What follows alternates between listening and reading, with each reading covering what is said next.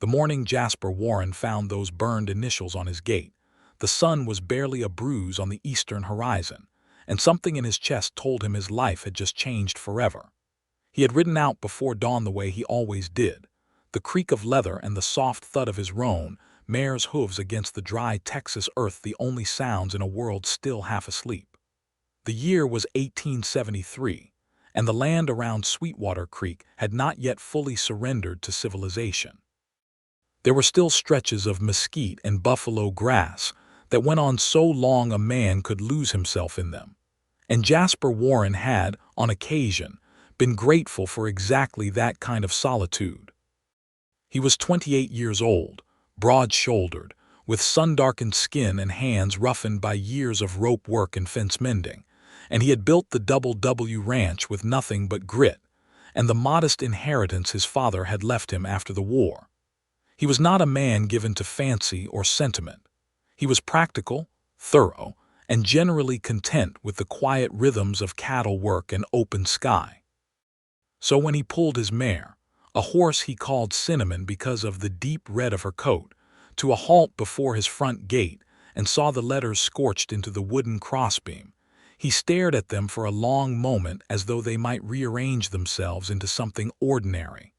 W.F. 2 letters, burned clean and deliberate into the grain of the wood, not the kind of mark a wayward ember or a careless campfire left behind. These had been made with intention, pressed there by someone who knew how to use a branding iron, someone who wanted to leave a mark that would last.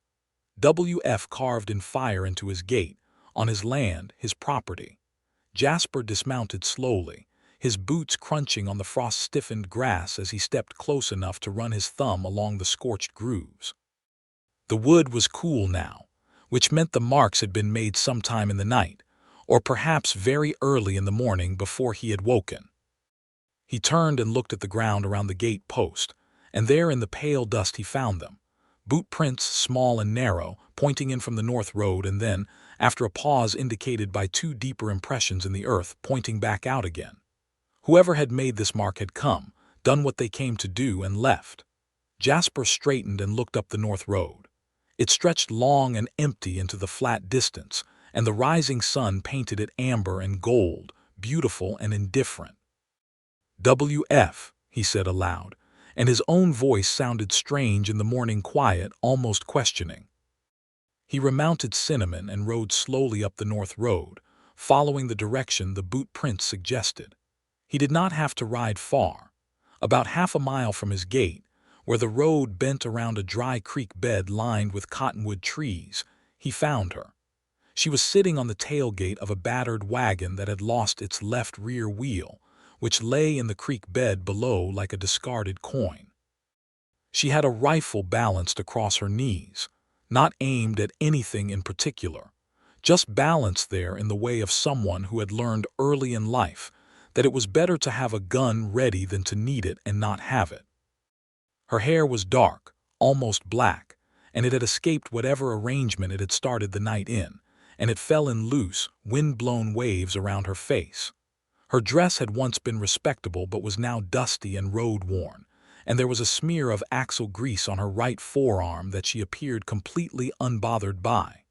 She looked up when she heard Cinnamon's hooves on the road, and she did not flinch, and she did not reach for that rifle.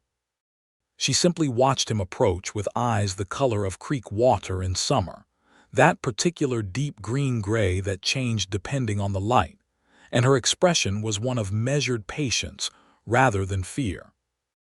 Jasper pulled Cinnamon up at a respectful distance and touched the brim of his hat. "Morning," he said. "Morning," she replied. Her voice was composed and clear, the voice of someone accustomed to making herself heard without raising it. "You have trouble with that wheel. Lost the wheel pin about 3 miles back," she said.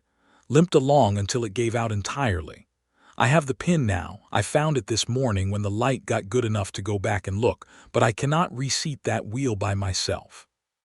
Jasper looked at the situation with a practical eye. She was right. It was a 2-person job at minimum. "I can help with that," he said. "I have tools back at the ranch. I'm Jasper Warren." The Double W, he paused. "You left your initials on my gate." Something moved across her face then, a quick and complicated thing that might have been embarrassment or might have been relief, or perhaps both at once. She held his gaze steadily and lifted her chin just slightly. "I know. I am sorry about that. I needed someone to know I had been here, in case anything happened to me before morning. I saw your gait and your brand and I thought it was the best way to leave a mark without waking a household of strangers in the middle of the night." Jasper considered that for a moment. It was a strange piece of logic, but it was also, he found when he examined it carefully, entirely sensible. A woman alone on a dark road with a broken wagon. She had done what she could. He respected that. "Can I ask your name?" he said. She straightened slightly on the tailgate. "Wilhelmina Fletcher," she said. "Mina to most people." "Where are you headed, Miss Fletcher?" "Sweetwater Creek," she said. "I have a position there. I am to be the new schoolteacher." Jasper looked from her to the broken wagon and back.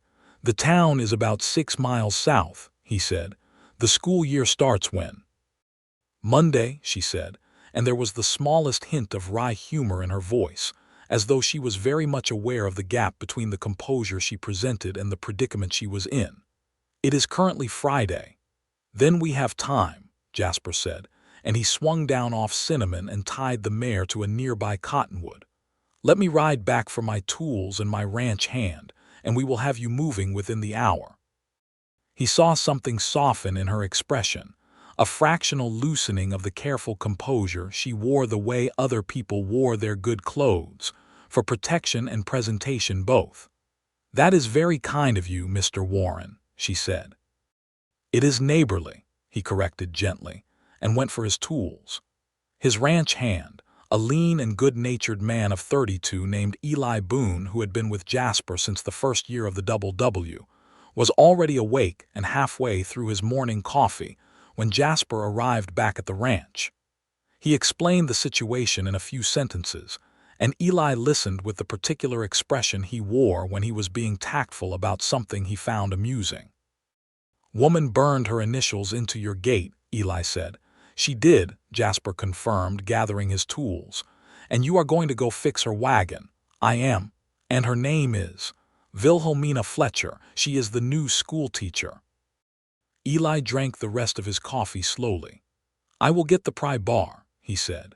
They rode back to the cottonwood bend together, Eli with the pry bar and a length of rope, Jasper with the wrench and the spare timber he had thought to bring in case the axle housing needed temporary support. Wilhelmina was still seated on the tailgate when they arrived, but she had, in the interim, rebraided her dark hair and buttoned her coat against the morning chill, and she greeted them both with a directness and ease that Eli later described, entirely accurately, as the manner of someone who had no time for nonsense and no fear of strangers. The wheel was reseated in 40 minutes. Wilhelmina herself proved useful, holding the rope taut while Jasper and Eli levered the wheel hub back onto the axle, and she did it without complaint and without commentary, and when the pin was back in place and the wheel was tested, she brushed the dust from her palms and said, "Thank you both. What do I owe you?" "Nothing," Jasper said. She looked at him with those gray-green eyes, and he had the clear impression she was accustomed to arguing this point. She did not argue at this time. "Then you have my gratitude, Mr. Warren," she said, "and my apology again for the gate." "Leave it," he said. "I like having a gate with character." She almost smiled. He saw it, just the beginning of it, before she turned to climb back up onto the wagon seat.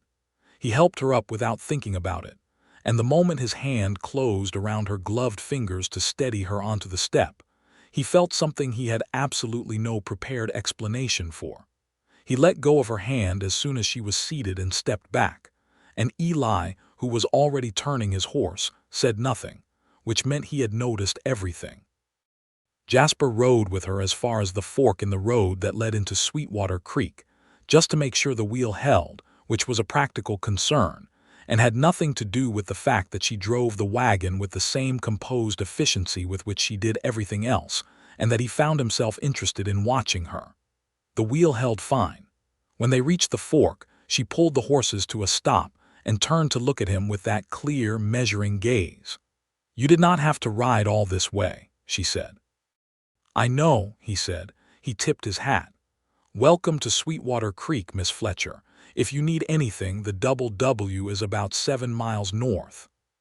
She looked at him for a moment that stretched slightly longer than a simple acknowledgement would have required.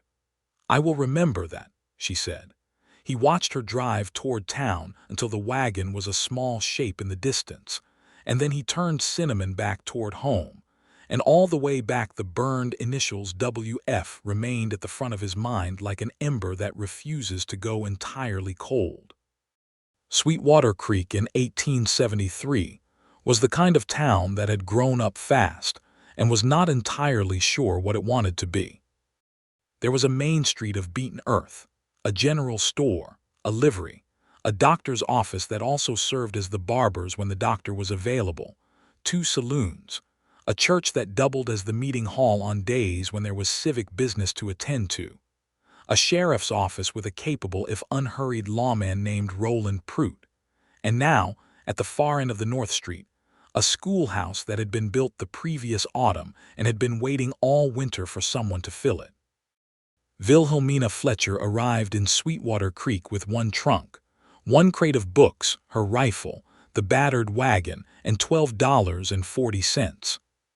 She had come from Abilene, where she had taught at the grammar school for 2 years before the school board there, composed entirely of men who believed a woman's primary duty was domestic, had replaced her with a male teacher who, by all accounts, was significantly less competent but considerably more acceptable to their preferences.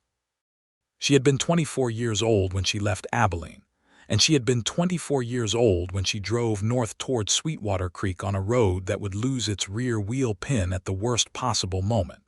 And she arrived in Sweetwater Creek still 24, still composed, still equipped with both her rifle and her dignity. And if the fire had gone somewhat low inside her in the past year, she did not show it to anyone. The boarding house where she had arranged to stay was run by a widow named Clara Hadley, who was somewhere in her mid-50s, and who had the brisk, capable energy of someone who had long since stopped waiting for things to get easier, and had simply gotten on with it. Clara showed Wilhelmina to her room, which was small but clean with a window that faced east and would catch the morning light, and she asked no questions about the axle grease on Wilhelmina's arm, for which Wilhelmina was grateful. The schoolhouse had 18 students ranging from 6 to 14 years of age, and on Monday morning when Wilhelmina stood at the front of the room and looked out at them, she felt the familiar lift of purpose that teaching always gave her, the sense that this was the work she was built for. She was organized, clear, and patient in the way that good teachers are, which is to say it was not the patience of someone who expected little but the patience of someone who expected a great deal and was willing to wait for it. Within a week, she had learned every student's name, their strengths and their difficulties, and had written a list of additional books she needed for the school. The list required a trip to the general store, and the general store's proprietor, a portly and cheerful man named Augustus Bell, took the list seriously and promised to order what he could. Within 2 weeks, she had been visited by 3 of the town's most prominent wives who wanted to assess her suitability, had been evaluated and apparently approved of, and had been invited to Sunday dinner at the home of Alderman Greer and his wife, Pauline, which was as close as Sweetwater Creek came to an official welcoming ceremony. It was at the Greer dinner table that she first heard Jasper Warren's name spoken by someone other than himself. "Jasper Warren has been ranching the Double W for 6 years now," said Pauline Greer, serving potatoes with the generous hand of someone who equated feeding people with caring for them. "He is a solid man, good reputation. He runs about 400 head, which is respectable for this county. He found me on the road when my wagon broke down," Wilhelmina said. "He and his ranch hand, they helped me reseat the wheel." Pauline's eyes brightened with interest. "Did they? Well, that sounds like Jasper. He is not a man to ride past someone in need." Alderman Greer, a carefully dressed man with a gray mustache, nodded agreement. "Warren is the kind of rancher this county needs more of. Honest, hardworking. He has had his share of difficult years, though, lost his mother when he was young, fought in the war on the Union side when he was barely old enough, came back and built that ranch with his own hands. He has not had much time for anything else. Pauline set down the potato dish and gave her husband a look that contained multitudes. "He has not made time, you mean," she said. "There is a difference." Wilhelmina listened to this with the measured attention she gave to all information that seemed potentially useful, and she told herself it was simply the habit of a careful mind, and not anything else. She told herself that again on Saturday morning, 3 weeks after her arrival, when she drove to the W Ranch with a book. It was not a complicated errand. She had borrowed the book from the ranch hand, Eli Boone, whom she had encountered at the general store the previous week, and Eli had lent her his copy of a surveying manual that she wanted to consult for a geography lesson she was planning, and she had promised to return it. That was all. She drove the wagon north on a cool October morning, the cottonwoods along the creek road showing the first yellow of autumn, and when she came around the bend where she had sat on her broken-down wagon that first dawn, she felt something she recognized eventually as fondness, which surprised her considerably. The W Ranch was more substantial than she had expected from a man Eli had called, not one for show. The gate itself was solid pine, well built, and she felt a small, complicated rush of feeling when she saw her own initials burned into the crossbeam, still there, dark and clear in the wood. He had not sanded them away. He had said he liked a gate with character, and apparently he had meant it.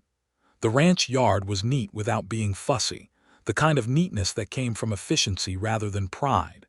There were 3 horses in the near paddock, a long barn in good repair, a bunkhouse, and the main house, which was 2-storied and built of stone and timber, solid against the wind.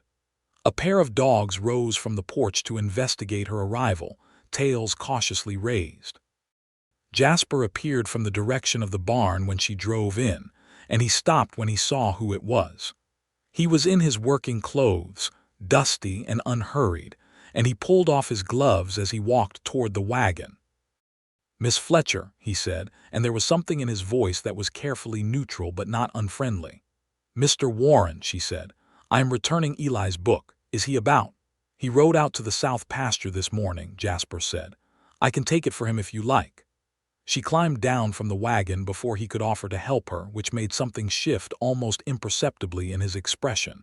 A brief flicker of amusement quickly composed. She held out the surveying manual. "I appreciate the loan. It was very helpful for my lesson on land measurement." He took the book and looked at her. "Did you want coffee? It is a long drive from town." She hesitated for exactly 1 second, and then she said, "Thank you, yes." They sat on the porch, which was wide and faced south toward open range, and Clara Hadley had sent fresh-baked rolls with Wilhelmina that morning for reasons Wilhelmina had not questioned, because Clara Hadley was the kind of woman who pressed food on people as a form of conversation. And so they had coffee and rolls, and the mid-morning light stretched long and golden across the yard. Jasper was not, she discovered, a man who spoke for the sake of it. He was easy in silences in a way she found genuinely restful, because she spent her days surrounded by the lively noise of children and the careful social management required of a single woman in a frontier town, and quiet was something she had been missing. But he also spoke when he had something to say, and what he said was direct and considered. He asked about her students. She told him about the children, their individual personalities and challenges, and the way she had organized the classes by reading level rather than age, which had caused some confusion at first but was already showing results. He listened with genuine attention, the kind that she recognized instinctively as real and not performed. "You clearly love the work," he said. "I do," she said simply. "I have since I was a girl. My aunt was a schoolteacher in Virginia. I thought she was the most capable person I had ever seen." "Virginia," he said. "I grew up there. My father was a minister.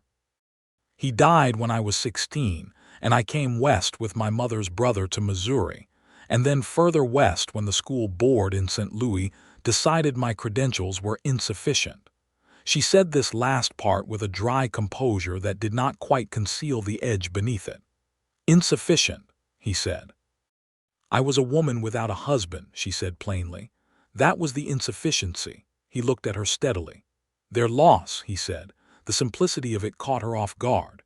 She looked down at her coffee cup for a moment, and when she looked up again he was watching the South Range with that particular quality of stillness that she was starting to recognize as his natural resting state, a man at ease in his own skin and on his own land.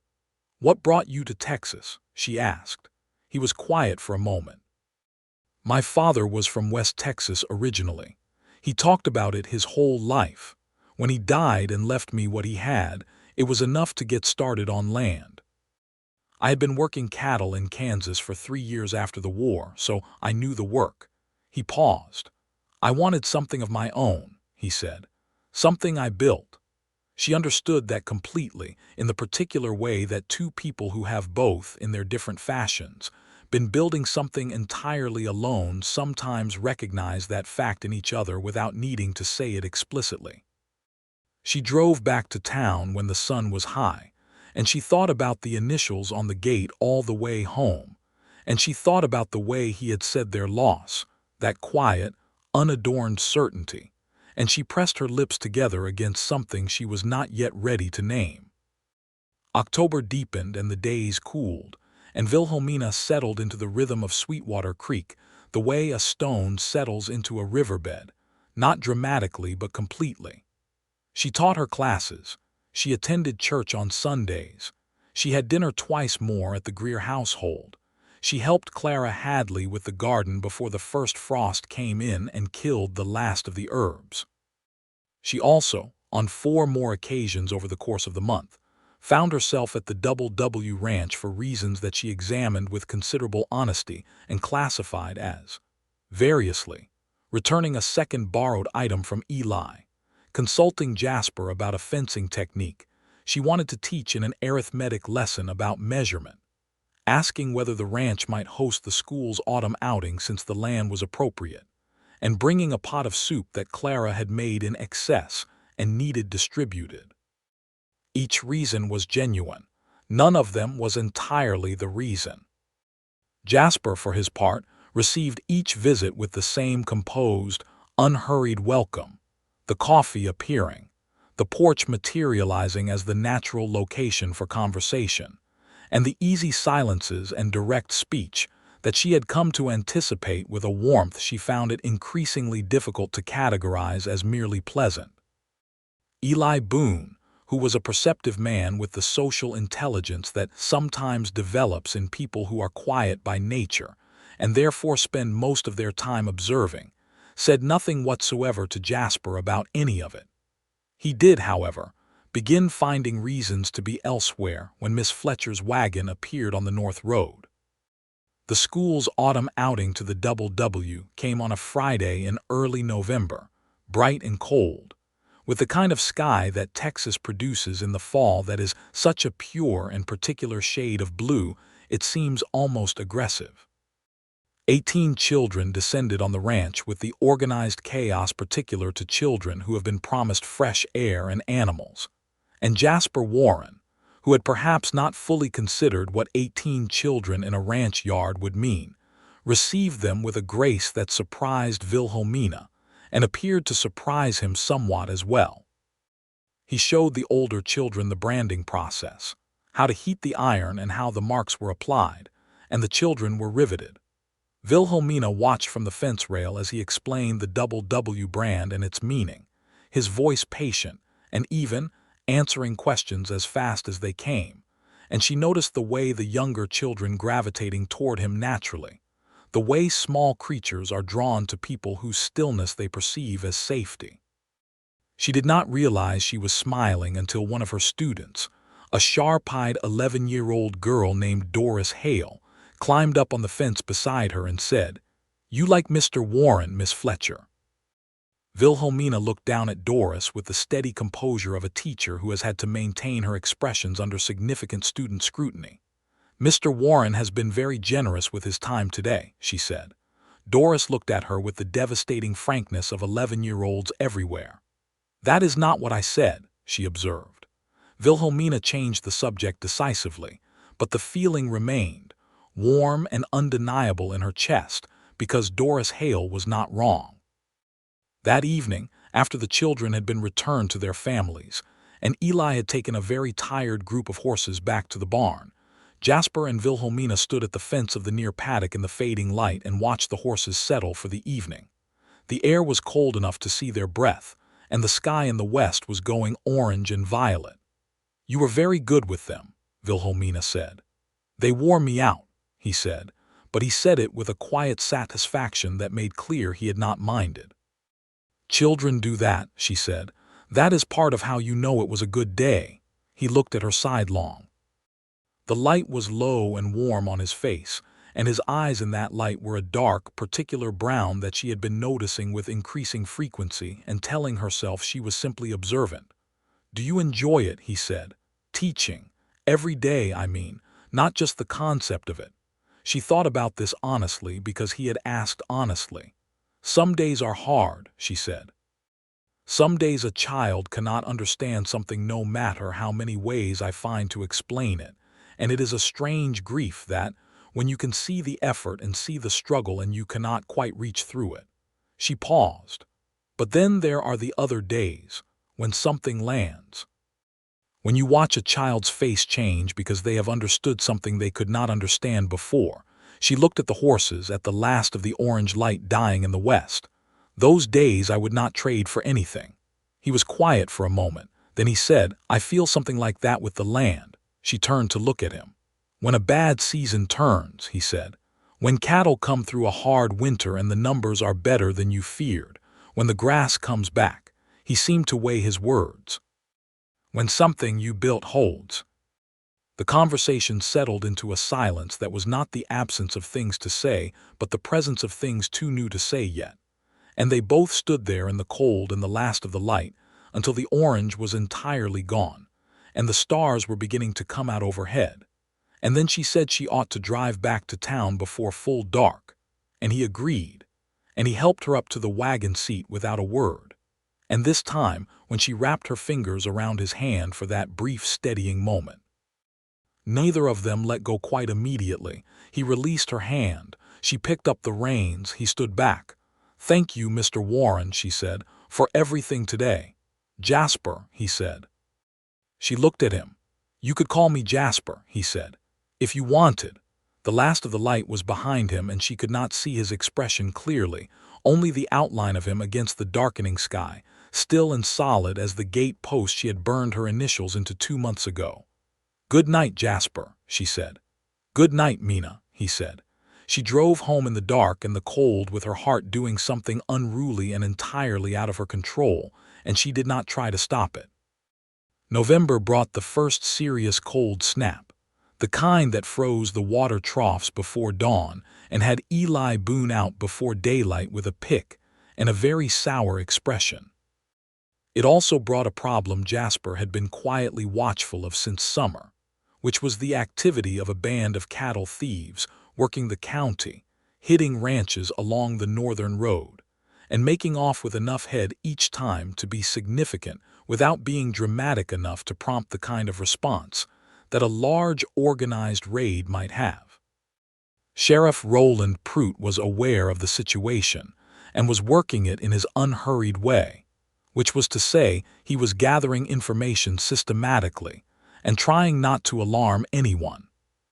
He came out to the Double W in the first week of November to talk to Jasper about a report from the neighboring Callaway Ranch, where 12 head had gone missing the previous week, and the two men sat in Jasper's front room and discussed it over coffee. "They are working the Northern Road properties," Roland said. He was a lean man of 45, gray at the temples, deliberate in everything he did.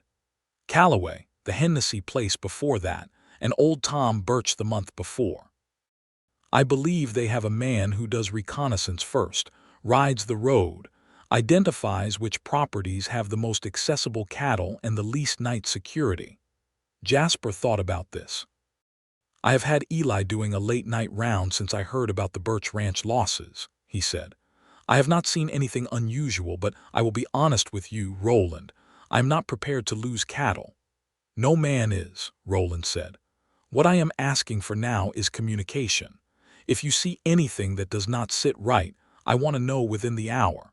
He paused and looked at Jasper with something that was not quite a smile but contained a related quality. "You have the schoolteacher riding the North Road with some regularity these days." Jasper kept his expression measured. "Miss Fletcher has business with the ranch occasionally," he said. Roland Prout's not-quite smile persisted. "She is a sharp-eyed woman from what I can tell," he said. "Alert, asks good questions. If she sees anything along that North Road, it would not go amiss to hear of it." The cattle thefts were a legitimate concern, but they did not define November the way other things did. What defined November was the gradual, unhurried, inevitable fall of two people who had been circling something they had not yet found the words for. It happened in small increments, the way serious things often do, accumulated out of moments so ordinary they could be easily dismissed, right up until the moment when dismissal was no longer possible. Wilhelmina rode out to the Double W on a Monday morning because one of her students, young Tommy Calloway, the son of the rancher who had recently lost 12 head, had missed 3 days of school, and she was concerned. Tommy was 9 years old and quiet in the way of boys who are carrying weight they do not know how to articulate, and she wanted to know whether his absence was illness or something else. She could have sent a message, but she thought that this was the kind of thing that warranted showing up in person. She found Jasper mending fence at the northern boundary of his property, working in the cold with efficient, practiced movements, a tin of staples, and a fencing tool in his saddlebag. He looked up when she rode in along the fence line, and the expression on his face when he saw her was the one she had been cataloging, that particular arrangement of his features when something in him that is usually very controlled becomes briefly visible before he composes it back into his usual steadiness. She explained about Tommy. His expression settled into concern. "The Calloway Ranch is a half-mile east of here," he said. "I can ride with you if you are uncertain of the way." "I would be glad of the company," she said honestly. They rode together across the winter grass to the Calloway property, and Wilhelmina spoke to Meg Calloway, Tommy's mother, who was a tired but gracious woman stretched thin by the stress of the cattle losses and her husband's subsequent worry, and confirmed that Tommy was not ill but had been kept home to help with the ranch work while the family assessed their losses. Wilhelmina spoke with a gentle firmness about the importance of Tommy's continued schooling, and offered to provide evening lessons on the days he was needed at home, and Meg Calloway's eyes filled briefly with gratitude, and she pressed Wilhelmina's hands and said she would have him back in school on Wednesday. On the ride back, the sky went from white to gray to the particular dark gray that precedes snow, and by the time they were halfway to the Double W gate, the first flakes were coming down, light and tentative at first and then with increasing conviction. "You should stay until it passes," Jasper said. It was not a suggestion so much as a practical observation, stated without pressure. She looked at the sky and agreed that was sensible. She stayed for 3 hours. The snow came and went and left the world white and quiet, and they sat by the fire in his front room because the porch was no longer an appropriate venue, and the room was spare but comfortable, with a stone fireplace and a good braided rug and a shelf of books that told her things about him she had been wanting to know. She pulled a volume from the shelf, a collection of John Muir's early writing, and she could tell from the spine that it had been read many times. "You read Muir," she said. "I read anything I can get," he said. "Books are not always easy to come by out here, but yes, Muir specifically." He looked at the book in her hands. "He writes about land the way I feel about it but do not have words for." She held the book for a moment, feeling the weight of it. "I would like to read it," she said. "Take it," he said. She looked up at him. "I know where you live," he said, with the particular dry, quiet quality that she had learned was as close as he came to teasing. She laughed, and it was a real laugh, unguarded and warm, and she saw what it did to him, the way his face opened for a moment, the way his eyes stayed on her with an attention that was not casual. The snow stopped and the sky lightened, and she gathered her coat and gloves, and he walked her out to her horse and steadied the animal while she mounted.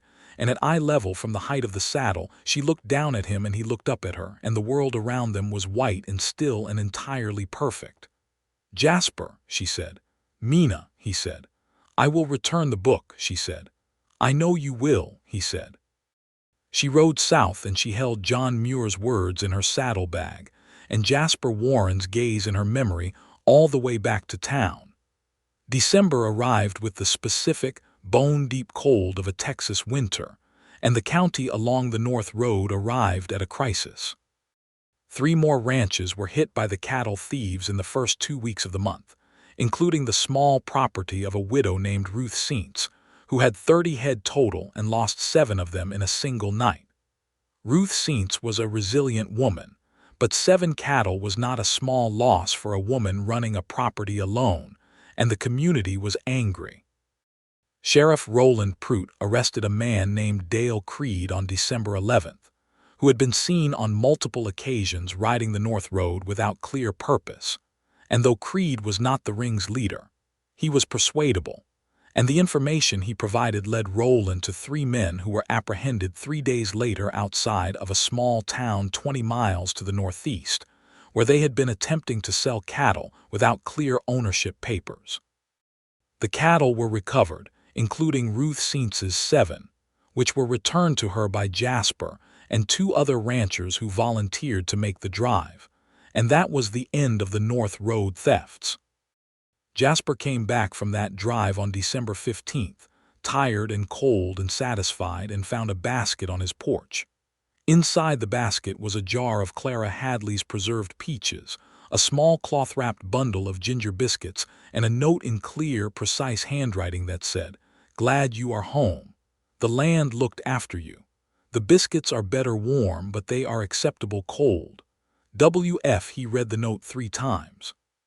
He ate 4 biscuits cold on the porch in the December wind, which was not ideal, and they were, as she had predicted, acceptable.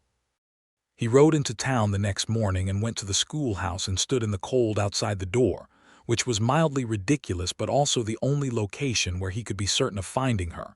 And when the morning session ended and the children poured out into the yard, Wilhelmina Fletcher appeared in the doorway and stopped when she saw him. "You came back," she said. "I came back," he confirmed.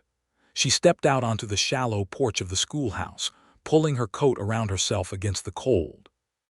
The children had dispersed into the yard and were occupied with their own pursuits and were largely uninterested in the adults, with the probable exception of Doris Hale, who was almost certainly paying close attention from a strategic position near the woodpile. "The cattle were recovered," he said. "I heard," she said. "Ruth Seentz was at the general store this morning and she was so relieved she was practically glowing." She paused. "She spoke very warmly about you." He shook his head, dismissing this. "You rode 20 miles in December to return 7 cows to a widow," Wilhelmina said, and her voice was composed, but there was something in it, a precision that was almost like emphasis, as though she wanted to make sure he heard what she was really saying.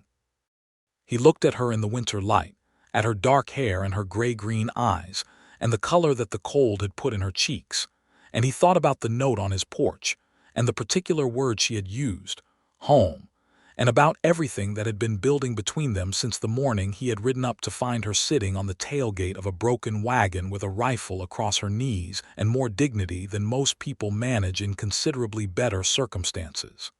"Mina," he said. She looked at him. "I would like to call on you," he said, "properly, with your permission."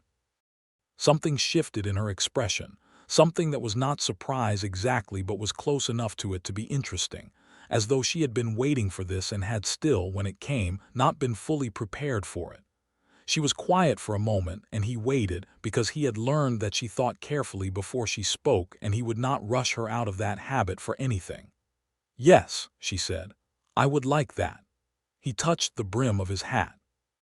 He said he would come Sunday after church, and she said that was agreeable, and he rode back toward the Double W with a feeling in his chest that he was finally able to identify as happiness, which he recognized with the tentative surprise of someone encountering a thing they had not seen in a long time and had begun to doubt still existed. Sunday came with clear skies and biting cold, and Jasper Warren arrived at Clara Hadley's boarding house at precisely 2 in the afternoon, having spent what Eli Boone later described as an unreasonable amount of time on his Sunday coat. He had brought with him a small offering of the dried apple slices that Mrs. Calloway had pressed on him in thanks for returning the cattle, because it was December and fresh fruit was not a realistic option, and he was aware that showing up empty-handed was not something his mother would have countenanced. Clara Hadley opened the door and regarded him with an expression of thorough approval that she made absolutely no effort to conceal. She brought him into the front parlor and called for Wilhelmina, and then disappeared with a complete lack of subtlety to another part of the house, from which she did not reappear. Wilhelmina came downstairs in a blue dress that he had not seen before, which was darker than her eyes and suited her in a way that made his careful composure work harder than usual. She had her hair up, and she was carrying a shawl over her arm, and her expression was that mixture of composure and something warmer underneath that he had come to look for the way a man in open country looks for landmarks. They walked, because the day was clear even if it was cold, and walking in Sweetwater Creek in December meant the main street was theirs almost entirely, the sensible residents being inside by their fires. They walked and they talked, and what they talked about was everything, in the way that two people who have been careful with each other begin to be less careful, pulling back the edges of caution to show what is underneath. She told him about her mother, who had died when Wilhelmina was 20, of a fever that the doctor in Missouri had not been able to stop, and how she had felt afterwards as though the ground had gone uncertain under her feet for months before she found it again. He told her about the war, not the battles, which he did not describe in detail and she did not press him on, but the aftermath of it, coming home from something that had changed the shape of the world, and finding that the world had not left a space for you in its new shape, and you had to carve one out yourself. They talked about what they wanted. She said she wanted her students to grow up believing that education was not a privilege but a right, that every child in that schoolroom had the same entitlement to knowledge, and she intended to act accordingly. She said it directly and with conviction, and there was a faint edge to it that he recognized as the particular determination of someone who has been told they want too much and has chosen not to believe that. He said he wanted the Double W to be the kind of ranch that lasted, not just the generation he was building, but after it, the kind of place that grew into the land rather than just sitting on top of it. He said he thought about how the land had looked before cattle and fences, and whether what he was building was doing right by it, and that he did not always know the answer. She looked at him as he said this and said, "That is an unusual thing for a rancher to think about." "Does it bother you?" he said. "No," she said, and she said it with a conviction that matched his own. They stopped at the far end of the main street where the road bent south toward the creek, and they stood in the winter sun that was low and bright and cold, and he looked at her and she looked at him, and there was between them now a clarity that had been arriving in pieces since October and was finally, here in the December cold, complete. He reached out and took her gloved hand in his, not steadying her onto anything, not a practical gesture, simply a deliberate taking of her hand, and she looked down at their joined hands for a moment and then up at him, and she tightened her fingers around his. They stood there for a long time, talking about nothing consequential, neither of them ready to go back yet, neither of them quite willing to surrender this particular afternoon to the necessity of evenings and responsibilities, and all the ordinary demands that the world made on a person. The sun dropped and the cold deepened, and eventually they walked back, and he returned her to Clara Hadley's front door, and she went inside and he stood on the step for a moment listening to the sound of her footsteps on the stairs before he turned and walked back to his horse. Christmas in Sweetwater Creek was celebrated with a community supper in the church. because the church doubled as the meeting hall, and the hall was big enough for most of the town if people were willing to move the pews.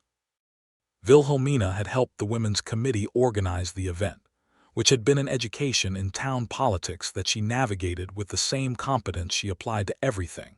And on Christmas Eve, the hall was warm and crowded, and full of the kind of noise that feels like home.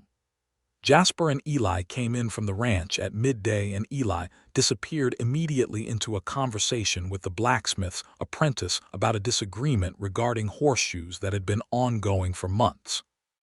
Jasper found Wilhelmina by the supper table helping to arrange plates with the focused efficiency of someone who needs to be doing something with her hands, and he came to stand beside her without announcement and picked up a stack of plates and began laying them out with the same focused efficiency. And she looked up at him, and then continued with what she was doing, and neither of them said anything for a full minute, and it was the most comfortable minute Jasper could remember in recent history. The supper was good. The company was warm. Alderman Greer made a speech that was somewhat longer than necessary but was well-intentioned. The school children performed a brief recitation that Wilhelmina had been rehearsing with them for 2 weeks, and which went nearly perfectly, which meant that only one child forgot their lines and was successfully prompted by the child beside them. When it was over, Wilhelmina exhaled slowly, and Jasper, standing beside her in the crowd, heard it and understood it completely. After supper, there was a fiddler and dancing, which Sweetwater Creek conducted with the robust enthusiasm of people who did not get enough of it. Jasper was not a man who danced frequently, but he was not incapable of it, and when the music began and Wilhelmina was claimed for the first dance by Alderman Greer, who was nothing if not civic in his socializing, Jasper watched from the side with a patience that had very specific limits. When the next dance was announced, he crossed the hall and stood before her and held out his hand, and she looked up at him with those gray-green eyes and took it without a word. He was a careful dancer but not a graceful one, and she was, it turned out, both careful and graceful, which meant they complemented each other in the specific way that two competent and adaptable people often do. He held her hand and her waist with the appropriate and respectful distance, and they moved through the steps of a quadrille without incident. And around them the hall was noisy and bright, and full of people who were mostly not watching them, and it did not matter at all because they were watching each other. After the dance he kept her hand for a moment longer than was strictly necessary, and she let him, and around them people moved and talked, and the fiddle started again, and the world did its world things while they stood very still in the middle of it. January was cold and long, and the North Road was sometimes impassable for days at a time after a heavy snow, and Wilhelmina and Jasper found in those weeks that they had been conducting what Clara Hadley cheerfully called a courtship, and what Sheriff Roland Prout called a considerable improvement in Mr. Warren's general disposition, and what Eli Boone called something unprintable that was nonetheless entirely affectionate. He came to town when the road was clear. She came to the ranch on Saturday when school was not in session. They sat on the porch when it was warm enough and by the fire when it was not, and they talked and read and were companionably silent and sometimes argued, because they were both people with convictions, and occasionally the convictions did not immediately agree, and those conversations were some of the most interesting either of them had had. She argued with considerable force that the school needed a second room and a second teacher as the student roll was growing, and she could not give each child the attention they deserved in a single crowded classroom. He agreed with her conclusion and suggested she make the case to the town council in March when the new budget session would be held, and he offered to speak on her behalf, which she declined, because she was perfectly capable of making her own case and did not need a man to speak for her. And he said he knew that, but that a rancher with 400 head and a 6-year tax record might carry a different kind of weight with the council than a schoolteacher 2 semesters into her position. And this was an inequality he found objectionable, but that they might as well use. She considered this for a moment and said she supposed that was practical, and he did not say "I told you so," which she noted and appreciated.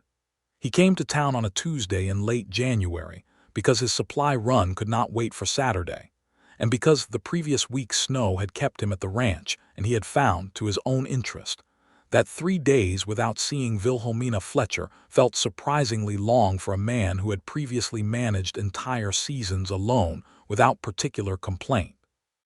He found her after school at the general store, reviewing the list of books that Augustus Bell had managed to source, her brow furrowed in the concentrated way it went when she was thinking something through. She did not see him come in.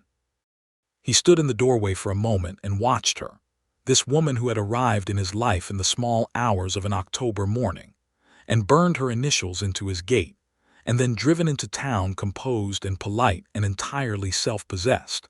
And he thought about everything she had told him about Virginia and Missouri and Abilene, and all the places she had gone, and all the doors that had been shut in her face, and all the ways she had simply found another door and walked through it. And he felt something so uncomplicated and enormous that it took him a moment to find his footing again. She looked up and saw him, and her face did the thing it did now when she saw him, that brief opening, that momentary dropping of the careful composure to something warmer and more unguarded, before she recomposed it into the easy warmth that was what she allowed the world to see. "Jasper," she said, "I did not know you were coming to town today." "Supply run," he said. He crossed to where she was standing and looked at the book list over her shoulder. "Did Belle find the arithmetic primer?" "2 of them," she said, with quiet satisfaction. He stood close enough that he could have touched her shoulder without moving more than an inch, and he was very aware of the proximity, and so was she. He was reasonably certain of that. Augustus Bell was behind the counter examining a catalog with the concentrated attention of a man who is determinedly not looking at anything else. "Have supper with me tonight," Jasper said, "at the hotel dining room." She turned her head slightly to look up at him, and he was close enough to see the exact shade her eyes went in the winter indoor light, which was more gray than green. "Yes," she said.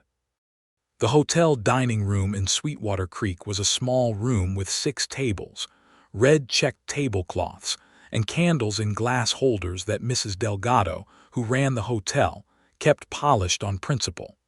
It was not a grand establishment, but it was warm and the food was good, and on a Tuesday night in January they had the room largely to themselves.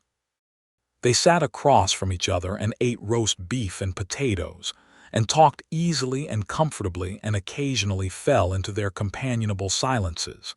And the candle between them burned down slowly, and it was the best supper Jasper Warren had eaten in years, which had very little to do with the food. After he walked her back to Clara Hadley's boarding house through the cold, clear night, their breath white in the air, and at the door she turned to say good night, and he did not move back to give her the standard departure distance. He stayed where he was, which was close, and she looked up at him in the dark, and he reached up and touched her face with one hand, the cold of her cheek against his palm, and she did not step back. "Mina," he said. "Yes," she said, and it was not an answer to a question he had spoken aloud, but to the one he had not, the one they had both been standing on the edge of for months, and he kissed her with a care and gentleness that was not in any way uncertain, because he knew exactly what he wanted. He had simply been waiting for the right moment to say so. She kissed him back with a warmth and directness that was entirely herself, that clear and capable and unequivocal quality that was in everything she did. And when they parted they were both very still for a moment in the dark, the cold and the stars above them, and the small light in Clara's front window a warm square in the night.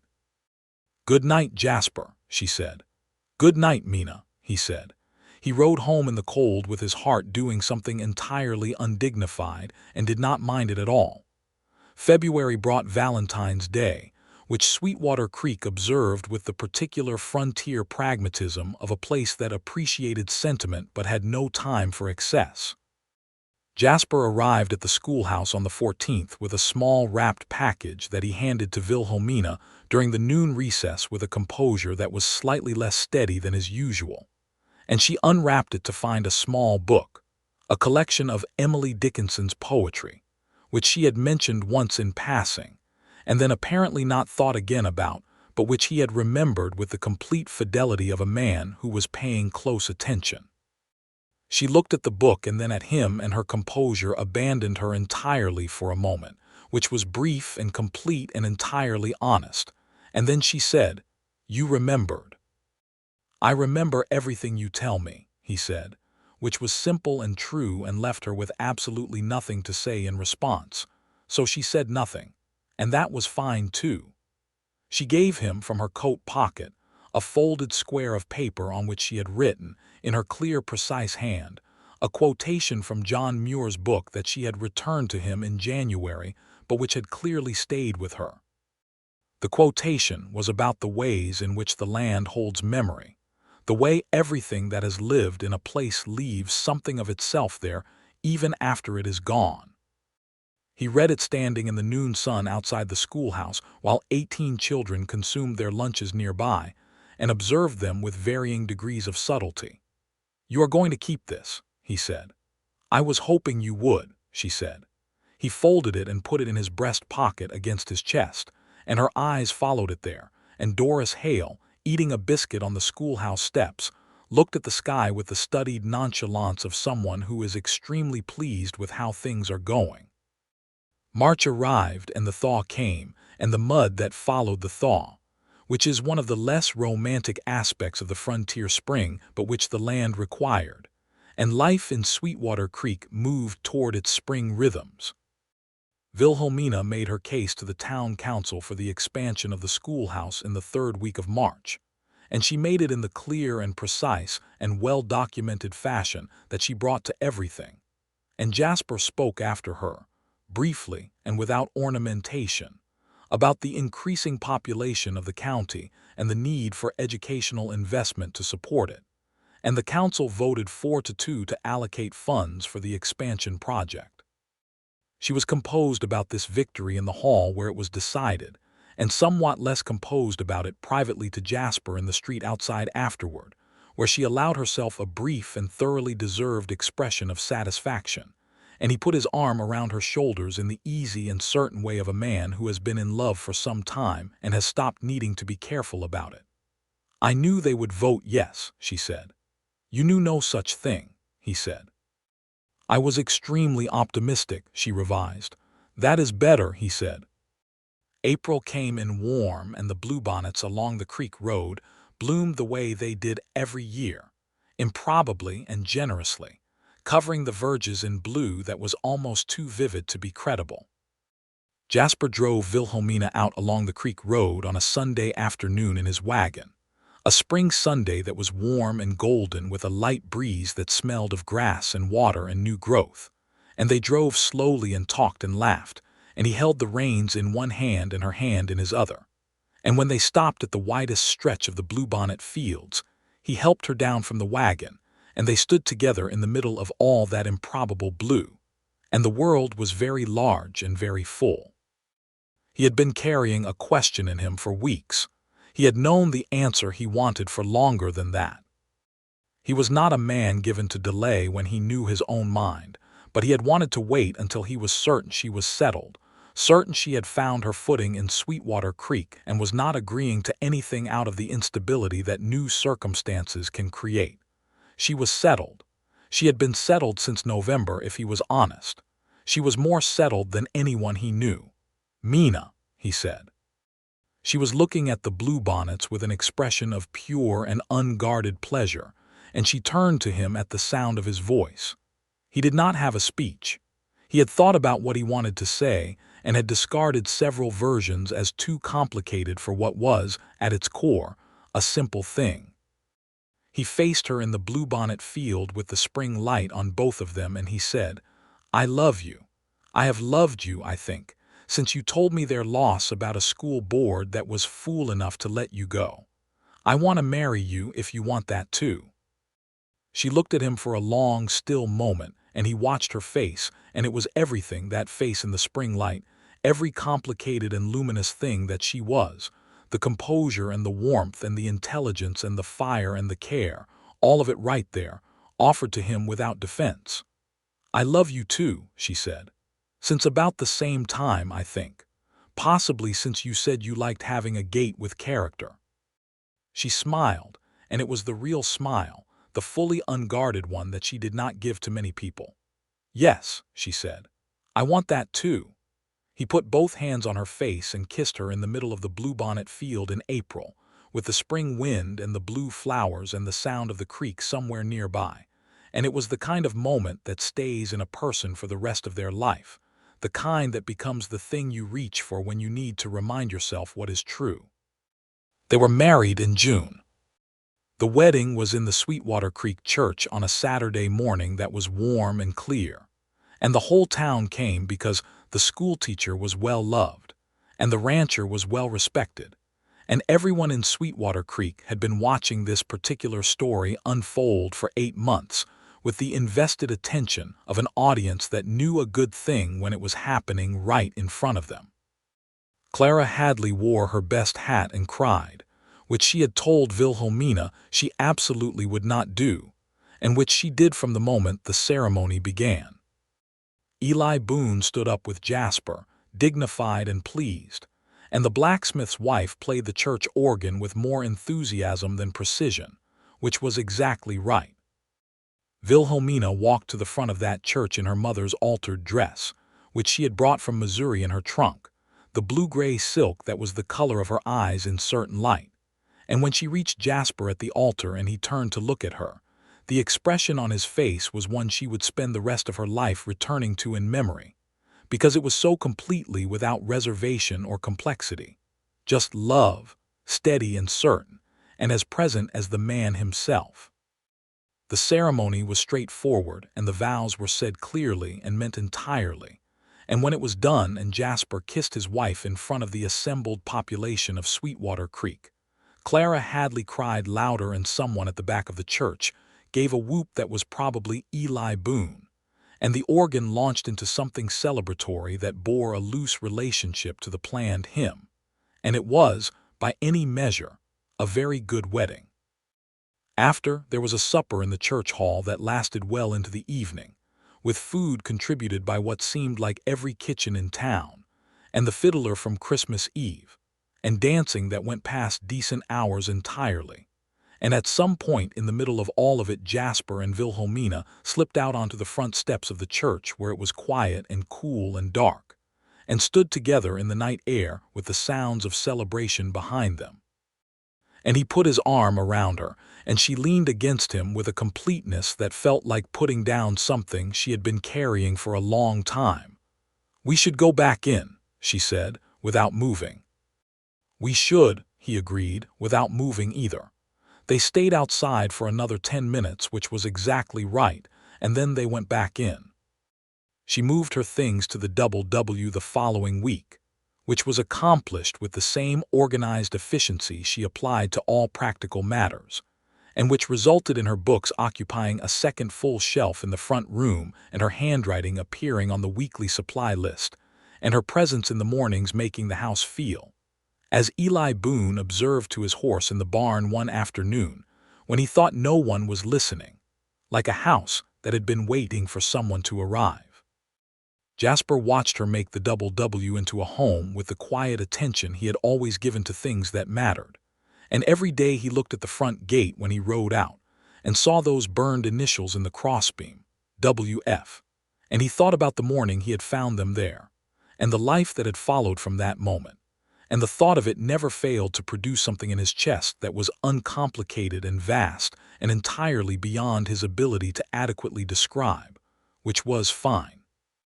Because some things are better lived than described. She continued teaching through the following school year, and the expansion of the schoolhouse was completed by September, adding a second room and a second teacher, a young man fresh from a college in Ohio named Henry Parks, who was earnest and eager and initially somewhat intimidated by now Mrs. Warren, but who learned quickly and proved to be a good teacher, and the school was better for having them both. The second school year began in the fall of 1874, and by November of that year, Wilhelmina knew something she had suspected since early October, and she told Jasper on a quiet evening when they were sitting by the fire, the ranch dogs asleep at their feet. The night sounds of the double W settled around them. She told him simply and directly, as she told him everything, and watched his face go through something extraordinary. That careful, composed face of his, undone completely for one long, beautiful moment, before he came to her and held her and said nothing, because some things do not have adequate words, and he knew it. Their son was born in May of 1875, in the back bedroom of the ranch house, attended by Dr. Marsh from Sweetwater Creek and Clara Hadley, who had appointed herself indispensable to the proceedings, and was exactly that. He was born strong and loud and healthy, with dark hair and dark eyes, and Jasper held him for the first time in the pale early morning while Wilhelmina slept, and he stood by the window with his son in his arms and looked out at the double W at dawn, the gate visible at the end of the yard, and he felt the full weight and the full gift of the life he had built. They named him Robert John Warren, for Jasper's father and Wilhelmina's uncle, and he was known from very early on as Robbie, which suited him because he grew into a sturdy, curious, slightly chaotic small person with his mother's directness and his father's stillness in alternating measures. And he filled the ranch house with a noise and a warmth that neither of them had fully anticipated, and both of them found indispensable. The summer Robbie was 2, Eli Boone, who had been a fixture of the double W for 8 years, announced with something approaching embarrassment that he intended to marry a woman named Susanna Price, who ran the milliner's shop in town, and whom he had been quietly courting for 6 months. Jasper shook his hand with genuine warmth. Wilhelmina embraced Susanna at the next occasion she saw her with the directness of someone who has decided on a friendship and is simply informing the other party of the fact. Eli stayed on at the double W. The bunkhouse remained his during the week, and on Sunday afternoons he went to town, and the arrangement suited everyone admirably. The double W grew. Not recklessly, the way some frontier operations grew, expanding until the debt outpaced the cattle and the land itself became a liability, but steadily and deliberately, the way Jasper had always built things. By 1877, they were running 600 head, and the land was well managed, and the creek that ran along the northern boundary of the property was clear, and the grass around it was healthy.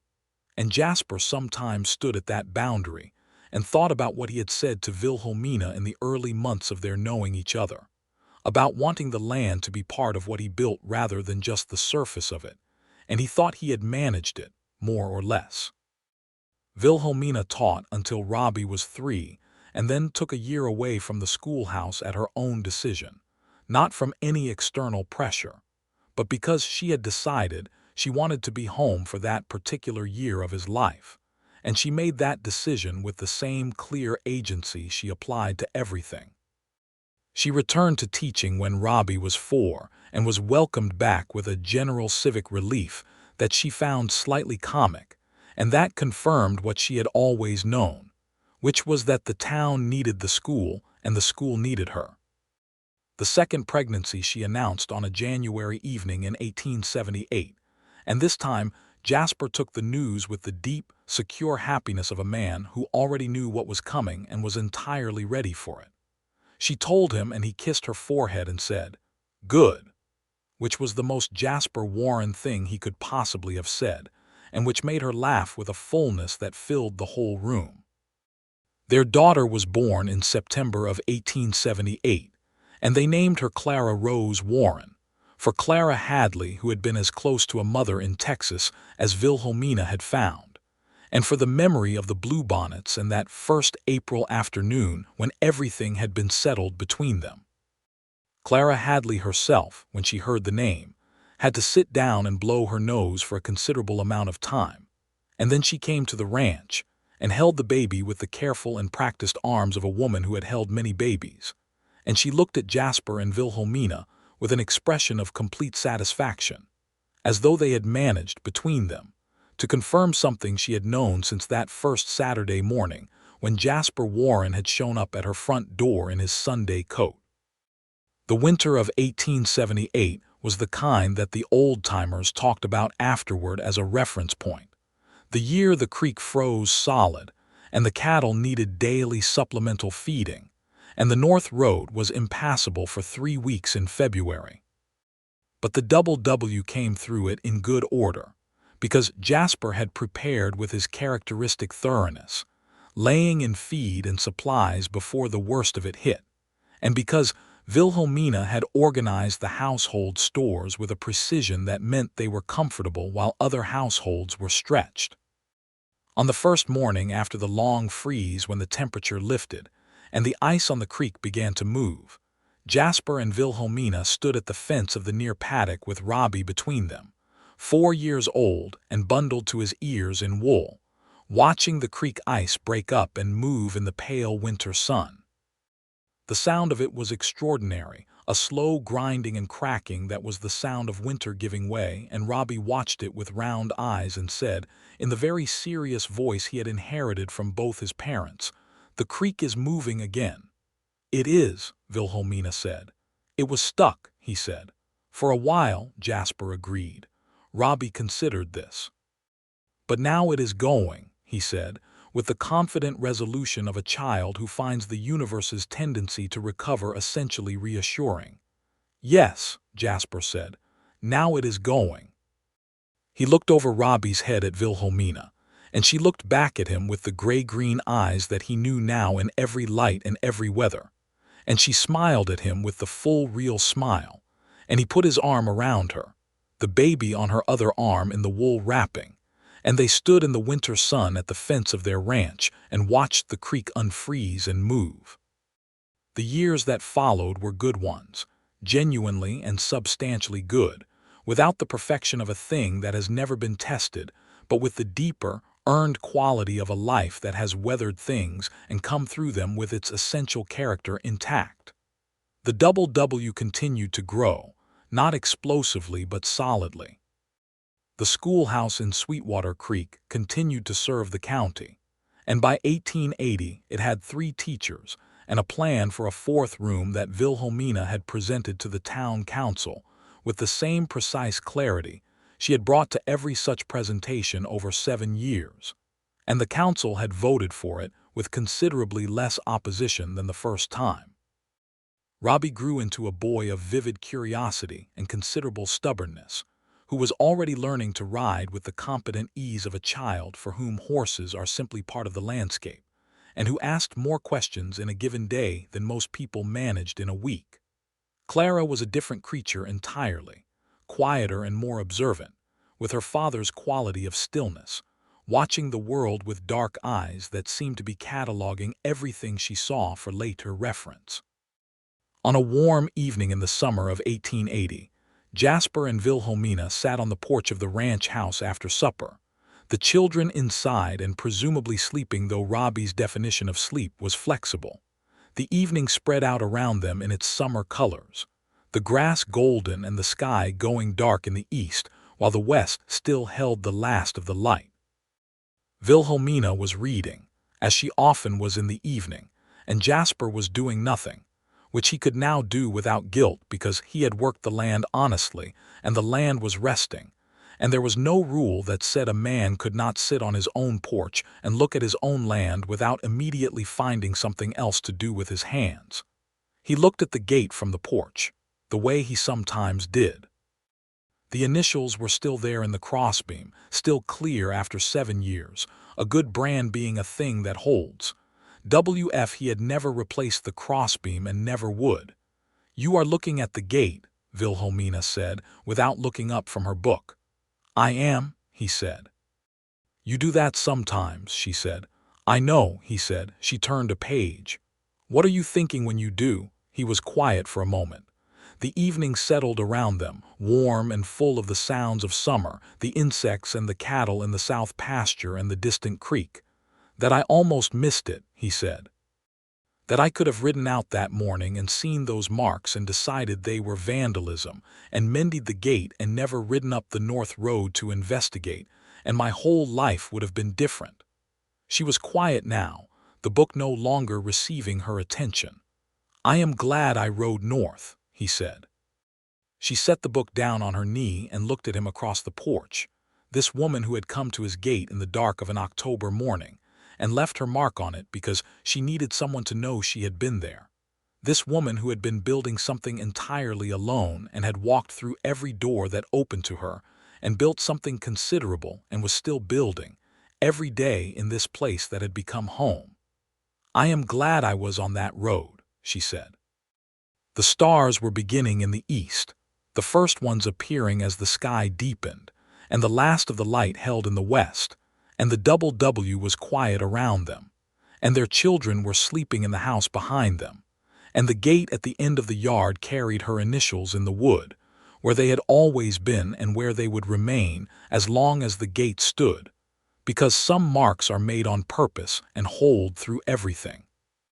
Jasper reached across the space between their chairs and took her hand, and she turned her hand to hold his in return, and they sat together in the summer evening on the porch of the ranch they had built, and the stars came out one by one, and the night settled over the Texas land, and everything that needed to be said had been said, and everything that needed to be built had been built, and the two of them sat there in the quiet and the dark and the particular fullness of a life that is, in all the ways that matter, exactly what it ought to be.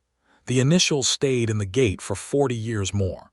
Ranchers who came to do business at the Double W would sometimes ask about them, the WF. Burned into the crossbeam, and Jasper would tell them the story, a woman who needed someone to know she had been there, and they would nod and look at the gate and look at the ranch house, and the school pennant that Robbie had hung on the porch when he was 7 and never come down, and they would understand something of what the Double W was without needing it explained further. Wilhelmina told the story herself sometimes, to her students, when she wanted to make a point about the uses of cleverness, and the importance of making yourself known in a world that did not always make it easy.